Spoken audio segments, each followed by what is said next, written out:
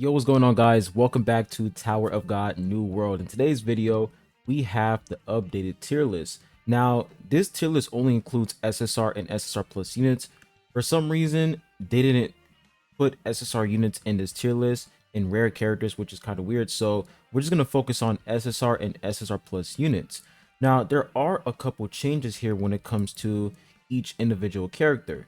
So the first unit I want to talk about is Joaquin. So as you guys can see, Joaquin has been lowered. He's been put down to S tier.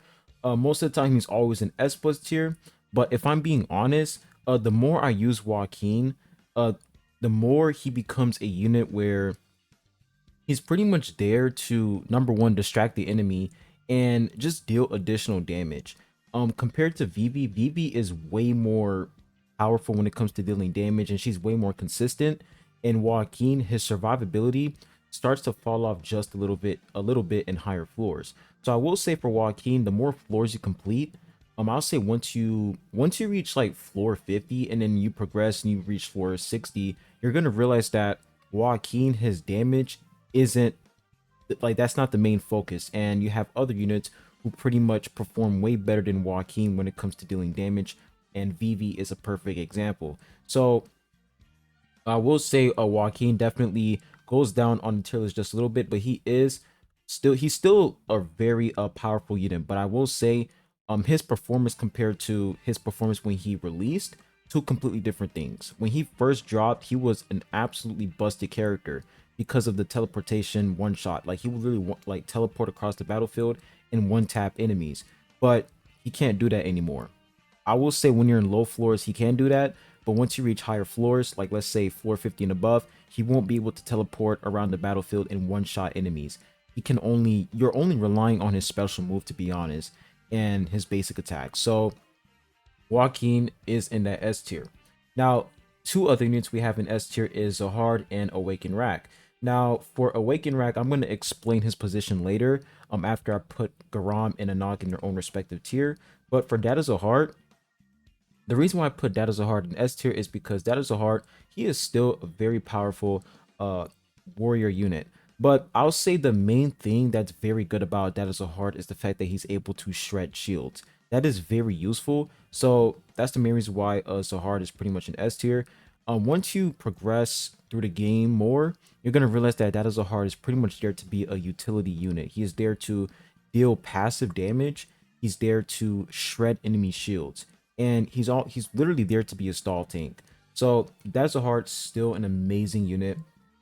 But compared to all the SSR plus units we've had, like all the new SSR plus units we've had so far, I do feel like Data Zahard, his, how can I say this, his reputation definitely lowered down just a little bit, but he is still an amazing unit. Now, after Data Zahard, we have Flight Eric Mazino. Flight Eric Mazino also got lowered down just a little bit to S tier. I feel like for Flight Eric Mazino, he's pretty much useful for his barrier, and I'll say his damage, like his survivability, is really nice, but he doesn't really provide a lot to your team. So he definitely falls to that S tier, but he's still an amazing warrior unit. Now, another unit I also want to talk about, if we come down over here, if I actually remember, we have Data Uric Mazino. So for Data Uric Mazino, I'm pretty sure for my last tier list video, he was in C tier. The reason why I moved him up to B tier is because he is actually doing pretty well in Arena. He's still dog shit in Adventure mode, so highly recommend you guys to not even use this unit, invest in him for Adventure mode. But he is kind of useful for Arena because of the physical resistance shred to enemies with the highest attack. So he is kind of useful in Arena, but in Adventure mode, he is still a dog shit unit. So he is still the worst SSR plus character in the game as of to right now. Like, that's just a fact, because when we look at every single SSR plus unit compared to Data Uric Mazino, they always have, you know, like compared to every other SSR plus character we have in the game, they always have something crazy in their kit. But for Data Uric Mazino, it's like he's just Data Uric Mazino. So this unit still flopping, not surprised. After that, we also have we have Meliodas and Elizabeth. So these two units, I put them down in A tier, and the reason why is because of Kaiser. Kaiser, ever since she got introduced into the game, blue meta DPS characters, they pretty much just fell off just a little bit. I will say for Elizabeth, she is still an amazing DPS unit, but it's really hard for her to get rid of enemies with her special move. One of the the best things about Elizabeth is every single time she defeats an enemy with her special move, she steals their energy, but she can't really do that anymore because it's hard for her to get rid of enemies, especially with shields. So Elizabeth definitely falls off just a little bit, and Meliodas, he is still a pretty he's still really good warrior DPS unit. But like I said, if you have a Kaiser, there's really no reason for you to use these two characters, but they're still pretty solid overall. So those are like the major changes I wanted to talk about. Meliodas, Elizabeth, also have a Flight Eric Mazino, that is a hard. Awaken Rack, I'm going to talk about him later. And when it comes to the broken characters, I still feel like these four units are still busted. Punisher in, he's like the only unit in the game that can pretty much summon another ally on the battlefield that is extremely tanky, and he's just crazy. Like, he is literally the most busted tank unit in the game. Hayera is still amazing. These units are definitely busted. S plus tier units, Evan Kill definitely wonderful now, especially because of Anaak, a Jin Sung as well. So a lot of changes, but I do feel like the top changes are Joaquin, Awaken Rack, and the other units I already mentioned. Now, when it comes to Garam and Anaak, so the first unit we're going to talk about is Anaak. This unit automatically in that broken tier. No questions asked. There's no debate. This unit is busted. She has the highest energy regeneration in the game. 2,000 energy per second through her ultimate and 2,000 energy per second through her active skill if you have a Revolution tier 5. She is broken. She is absolutely broken. Very, very powerful support unit. And that's one of the main reasons why I moved Awaken Rack down to S tier. He was an S plus tier, but I'm moving down to S tier because of Anaak. Anaak as a tank unit, the fact that she's universal, she provides insane energy to your allies, like your ally with the highest attack. She gives attack boost, attack speed boost. She gives physical and magic resistance by like 50%. This unit is busted. She revives herself if your ally with the highest attack, if their HP falls below, I think 40 or 30%, she heals them back up, gives them shield.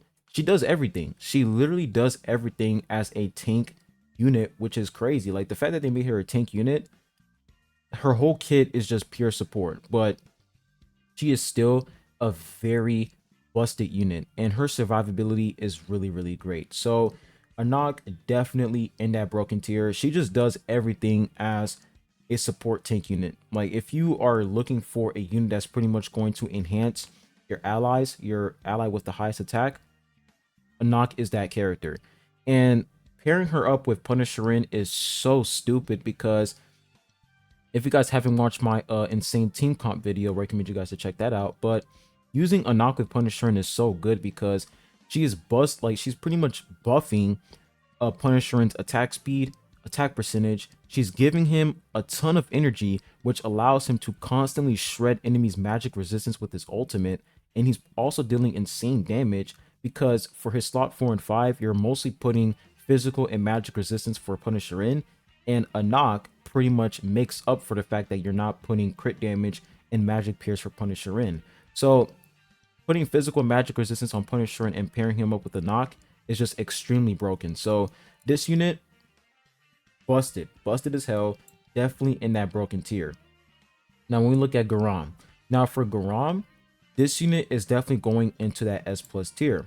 Now the reason why I didn't put her in that broken tier is because she is an SSR plus unit, and I feel like for Garam you need to have her, like, the amount of copies you need on her, you need to have at least 3 red stars. 3 red stars because you want to maximize her kit, you want to maximize her buff capabilities so that she can pretty much keep your team alive, because the physical and magic resistance buff is really nice, but she's able to shred enemies defense, which is really good.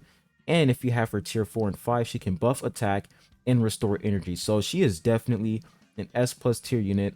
But putting her in that broken tier, reason why I didn't put in her broken tier is, number one, like I said, she is an SSR plus character and it's hard to get a lot of copies on her. And two, the energy restoration that Anaak has is just on a different level. Like, if Garam had the energy restoration just like Anaak, Garam would be in that broken tier. But she's definitely S plus because Anaak, her energy restoration is just completely insane. And pairing that up with Garam, Very, very good. I will say, if you put two of these units together, Garam and Anaak, they're both busted together. Really, really amazing units together. But using them separately, Garam is definitely an S plus tier. And Anaak's, I will say Anaak's her value is just so important in so many teams because she just she basically just enables main DPS characters to do a lot more. Perfect example is Jin Sung. Like, using Anaak with Jin Sung, he just makes him so good. And if you pair up with Evan Kell, pairing her up with Evan Kell is just insane. Like, this unit is just overall insanely busted. Has to be one of the most busted tank support units we have in the game so far. She is just on the next level. So those are pretty much the placements for Garam and Anaak. Anaak, broken tier. Garam is going to be in that S plus tier. Garam is an amazing unit. Definitely amazing. Recommend you guys to summon for her. If you are a new player though, like if you are a beginner player, should you summon for Garam? I will say, since Garam definitely needs some investment, saving your summons or investing in a unit like Kaiser is a smart thing to do, because Kaiser pretty much the most busted DPS unit in the game. So you definitely want to get copies on Kaiser. So focusing on Kaiser first and then getting Garam later on when you progress through the game is a smart thing to do. So Garam shouldn't be your main focus. It should be Kaiser. And then, like, actually, if you're a new player, focusing on, you know, getting at least one copy on every support unit or tank unit is very good. And then you want to focus on DPS characters. But these two characters, they are very, very good. These two characters have to be the most insane characters they've released so far besides Kaiser. But that's pretty much all I have for you guys on today's video. Make sure you hit the like button, subscribe if you haven't. Trying to get to 4,000 subs by the end of this month.